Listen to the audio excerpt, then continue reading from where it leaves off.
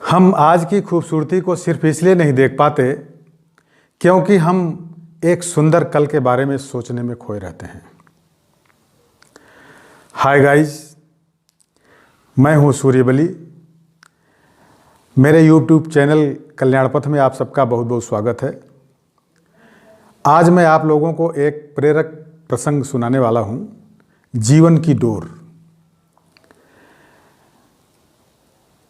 जी हाँ दोस्तों, जीवन की डोर।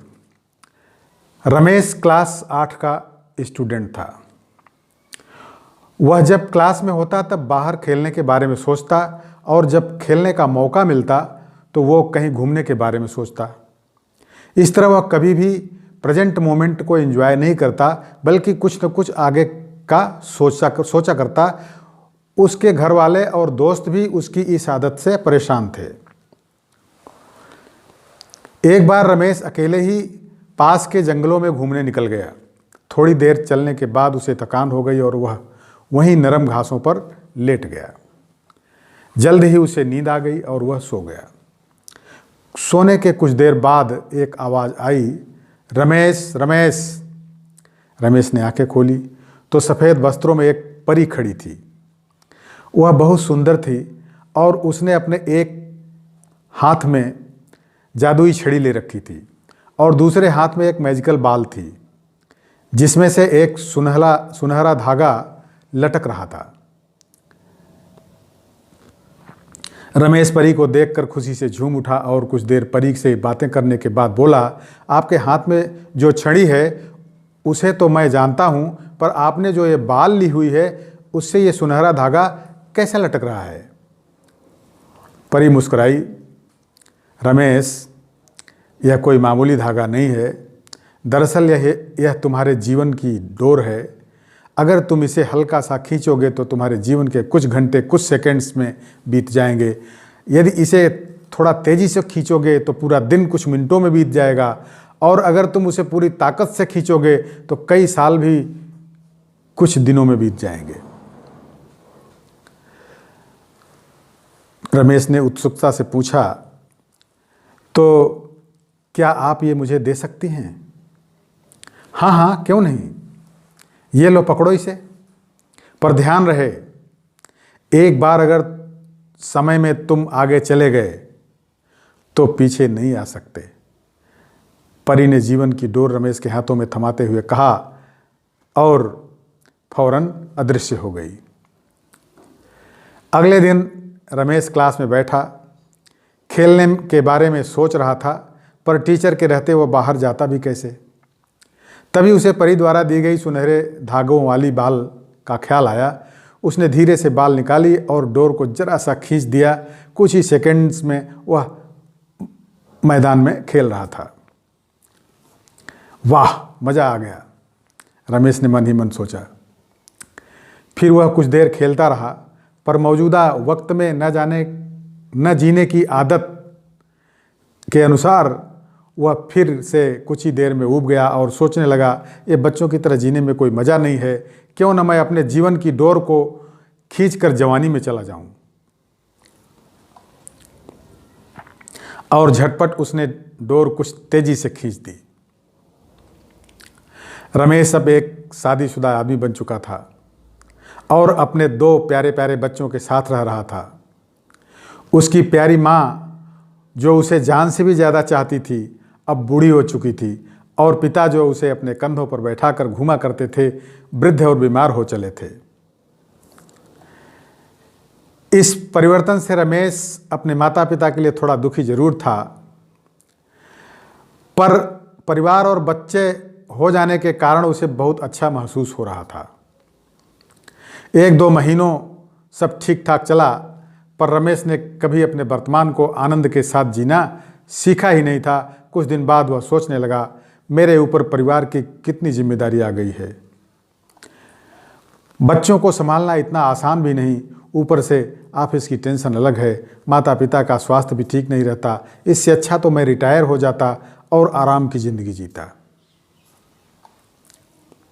और यही सोचते सोचते उसने जीवन की डोर को पूरी ताकत से खींच दिया। कुछ ही दिनों में वह एक 80 साल का वृद्ध हो गया। अब सब कुछ बदल चुका था। उसके सारे बाल सफ़ेद हो चुके थे, झुर्रियां लटक रही थीं।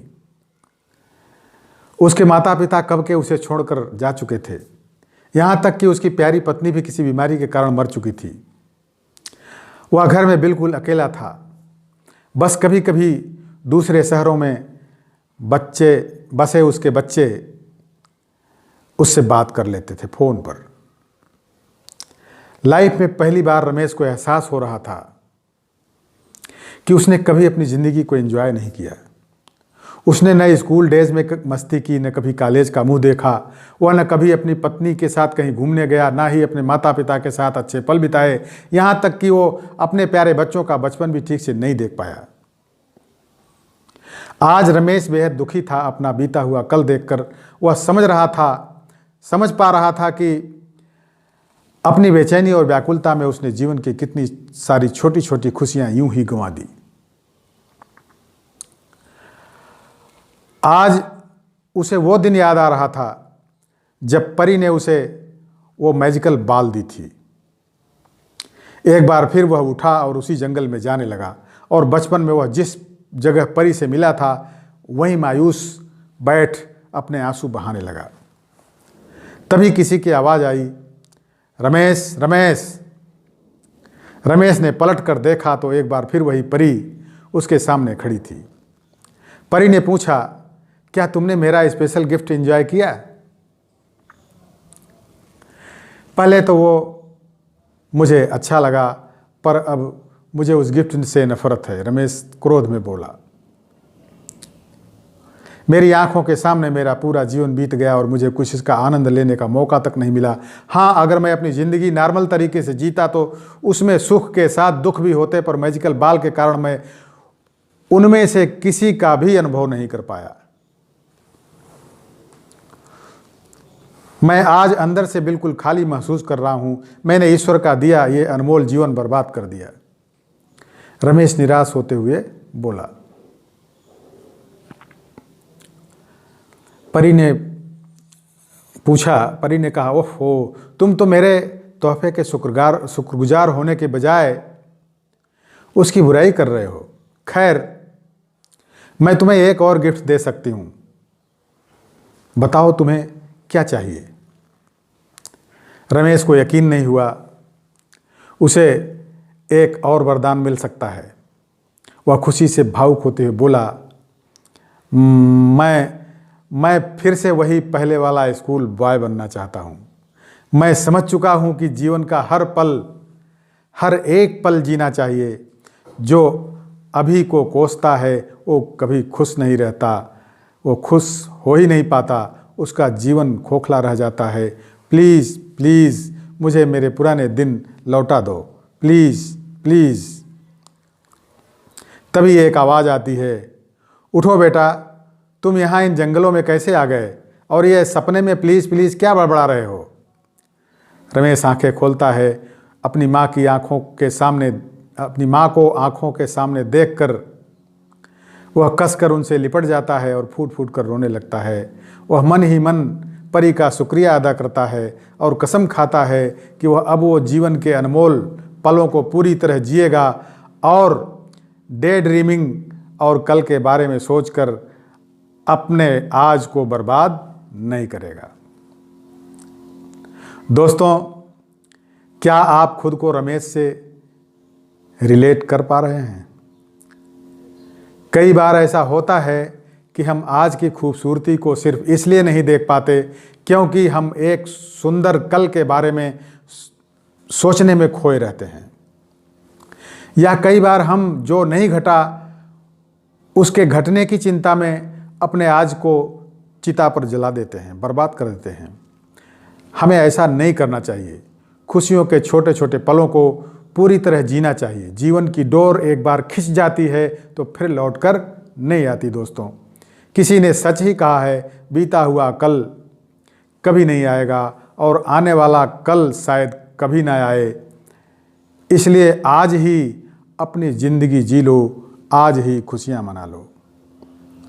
दोस्तों, आप इस बारे में क्या सोचते हैं? कृपया कमेंट्स के माध्यम से अपनी थॉट्स ज़रूर शेयर करें। Thank you very much.